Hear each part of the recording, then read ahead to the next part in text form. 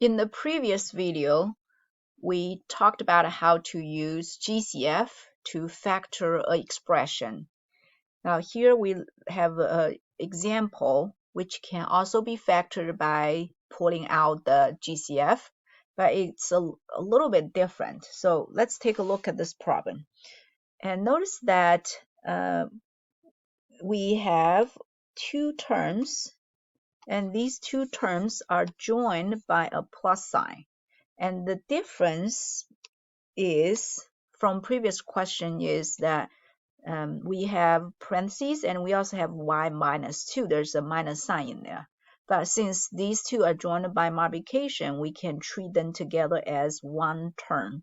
So now when we look at these two and we try to find what they have in common, as you can see, the first one has a factor x, but the second one doesn't have x. And the second one has an a, but the first one doesn't have a. But both of them have y minus 2 in common. So as we can see here, both of them have y minus 2 and y minus 2. And so that is the GCF. Now, if you do the factoring, you will be able to see that they have y minus 2 in common. So the first one is just x times y minus 2. The second one has a, so create a new column for a. And then, because y minus 2 matches y minus 2, so we can line them up. And notice what they both have in common is y minus 2 here. So that's the GCF. And previously, when we look for the GCF, they only had something times something, like for example 3a squared b or something. So there's no minus sign in there. But the GCF could be an expression with two terms, so with a minus sign there. So that's the first step. We determined what the GCF is, which is y minus 2, as you see here. And then the second step, we will factor out y minus 2 from both of them. So notice if we factor out y minus 2 from here, so we put on the front, and so they share, and we're left with x plus an a. So that's the other term we have. So the answer, as you can see here, it's something times something, and that is factoring. So this expression can be obtained by multiplying y minus 2 and x plus a. So what we need to be careful is some students thought this is a simplification problem. So they try to, when they see multiplications, they try to multiply out and to distribute to get rid of parentheses, and they got this as the answer. But this, if you did this, you're doing multiplication, you're not doing factoring. So pay attention to the instruction. We're supposed to factor, which means to write the answer as something times something. And so now, let's look at a new type of factoring, which is called grouping. So the problem on the left is very similar to the one we just did. And so we could factor the first one out just by pulling out the GCF. So notice that since they both have y plus 2 and y plus 2, and that's their GCF. So I'm going to pull out y plus 2 from both of them. So when I take this out, that's gone, and we are left with the x.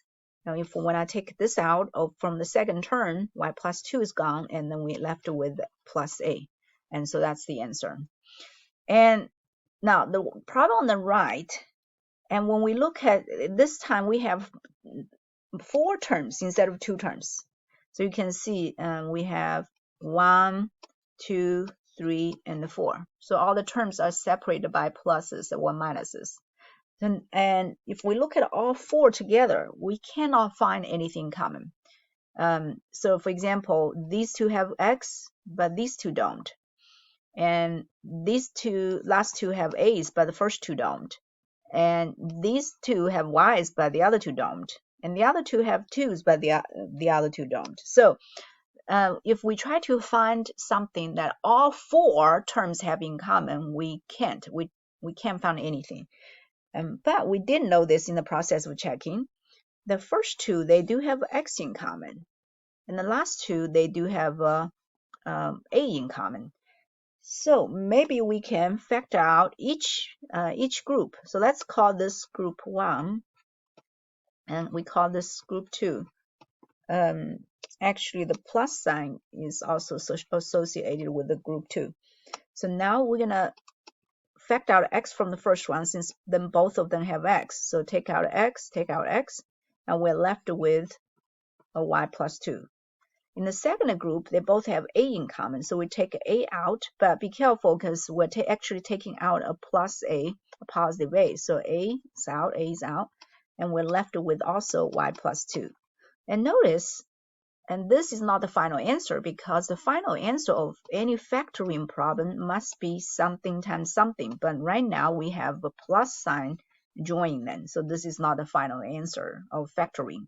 But notice this is exactly the problem we just did.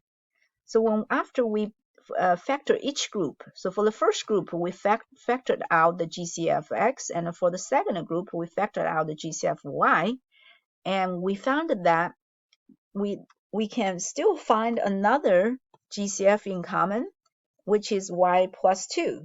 So now we can pull out y plus 2 and y plus 2, and we're left with x plus a. And this is the final answer. So in this problem, we actually pull out 3 GCFs. So we pull out the GCF x, and then a, and then y plus 2. And this type of factoring, we call it a grouping. The reason is because you can see right here, we originally have 4 terms. So we divide the 4 terms into 2 groups, called them group 1 and group 2. So the first group has 2 terms, we can factor a GCF. And the second group also has 2 terms, we can factor out a GCF. After we factor out both of them, we have 2 terms, and we notice they still have something in common. We can pull out or factor out the GCF again, and that will give us eventually the multiplication we need for factoring. All right, so let's take a look at some more examples here.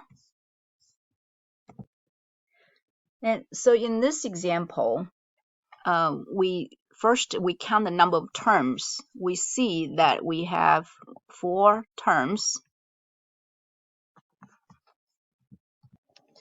And notice that we have 5x, we have minus 10, we have minus ax, and we have plus 2a. So we have 4 terms. So the tip is, if you usually have 4 terms, that means you can, just like 4 people, you can divide them into groups of 2. So we can divide them into 2 groups. Just follow the order. The first group stops right here, and the second group has the last 2 terms. So now we're going to try to factor the first group. And notice 5x minus 10, they both have 5 in common, so I can factor out 5. And after I factor out 5, we divide both of them by 5, so I have 5 cancels 5, that's x, minus 10 divided by 5, that's a 2. So now we got the first group factored. The second group is a little tricky, so I'm going to put the factoring right here. So negative ax plus 2a. And apparently they both have a in common. So the first thought might be pulling out a, and then we're left with the minus sign. There's a minus sign in front of x, and then plus 2. But there's going to be a problem, because if we use the self-factoring and we pull out a, which is considered as positive a. So let me put my answer temporarily here, which is actually I'm going to have to modify this later. And notice, different from the previous example, after we factor out each group, we found something else in common, and we can continue factoring further, so we can turn the answer as something times something. But right now, these two look very similar, but they don't really match. One of them is x minus 2, the other is negative x plus 2. If we found something like that, that means we just cannot continue factoring, because we have to have a GCF, which means they match and to pull out. But Notice that this x is opposite of minus x. X and negative x, they're opposite. Negative 2 and the positive 2, they're also opposite. So if I can pull out a minus sign from the second one, then I can turn it into the same thing. So instead of doing this, and so let me modify my factoring here. So instead of factoring out just the a, I'm also going to factor out the minus sign. And this could be a little bit confusing because we can see a in here, so we could take out a from both of them. Let me move this down a little bit. And so we can take out a from both of them, and we can also take out a minus sign from the first term, but in the second one doesn't really have a minus sign. But because the minus sign is kind of like hidden, because two negatives, actually we can multiply two negatives, we can get a plus. So the best way here to do, we can follow the steps we had before when we talked about the GCF. So first we determine the GCF, which is negative a. Again, if we pull out a positive a, it's not going to match with x minus 2. So that's why we decided to pull out negative a. And then we're going to do division, because factoring is reversing multiplication. So we're going to divide both of them by negative a. And notice that negative a divided by negative a, they cancel. Again, two negatives make a positive. A cancels a. And then we can bring down that x. Then there's a positive 2 divided by negative a. Negative a can be considered as negative 1 times a. So positive 2 divided by negative 1, that gives us a negative 2. And then a cancels a. So as you can see, this positive 2 here actually can be considered as negative 1 times negative 2. Because we know positive 2 can be obtained by multiplying negative 1 and negative 2. So we actually can pull a negative 1 out of the positive 2 there. So I'm going to take this and use this factoring, negative a times x minus 2. And now if we look, they do match. They both have x minus 2. So we can continue the factoring process. Take out x minus 2. This is gone, and we're left with the 5 minus a. And again, the reason we cannot stop here is we want the factoring, the answer of factoring has to be multiplication. So we need to have times here. If we still have minus, that is not the answer of factoring. Now let's look at one more example. And first of all, we still see 4 terms here. So we're going to put the first 2 in a group and last 2 in a group. And so in group 1, and we're going to find the GCF. 15 and 9, they both have 3 in common. A squared and a, they both have a in common. So we're going to factor out a 3a from both of them. And after we determine the GCF, we just divide each of them by the GCF. So 15 divided by 3 is 5. A squared divided by a is a. And the plus 9 divided by 3 is 3. A cancels out a.